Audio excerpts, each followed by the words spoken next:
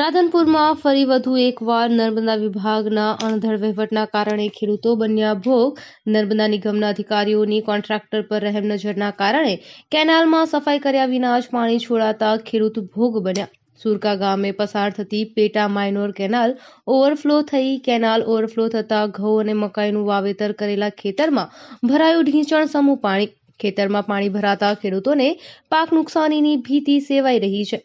કેનાલમાં છેલ્લા 10 વર્ષથી સફાઈ કર્યા વિના જ પાણી છોડાય છે તેવું ખેડૂતો જણાવી રહ્યા છે। સફાઈ કર્યા વિના જ પાણી છોડાતા વારંવાર કેનાલ ઓવરફ્લો થાય છે અને ખેતરમાં પાણી ભરાતા પાક નુકસાની થાય છે, જેનો સીધો ભોગ ખેડૂતો બની રહ્યા છે। સુરકા પેટા માઇનોર કેનાલમાં વારંવાર ઓવરફ્લો તેમજ ગાબડા પડવાની ઘટના સામે આવી રહી છે। આ કેનાલ છેલ્લા 10 વર્ષથી આવેલી છે, તેમાં વારંવાર પાણી છોડવામાં આવે છે। પાણી છોડવામાં આવે તે બરાબર છે, પણ કેનાલની સફાઈ કામ 10 વર્ષથી કરવામાં આવતું નથી। કાં કેનાલની સફાઈ કરીને પાણી છોડે, કાં કેનાલનું પાણી બંધ કરવામાં આવે।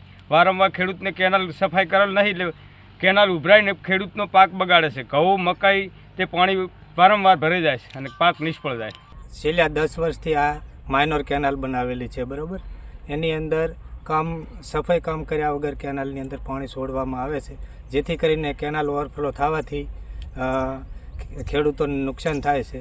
અને આ ખેતરની અંદર 2 થી 3 વાર કેનાલનું તૂટવાથી, ગાબડું પડવાથી પાક નિષ્ફળ થયેલ છે, જેથી કરી વારંવાર રજૂઆત કરવા છતાં પણ આ કેનાલને રિપેરિંગ કામ કરતા નથી અને રિપેરિંગ કર્યા સિવાય પાણી છોડી દેવામાં આવે છે।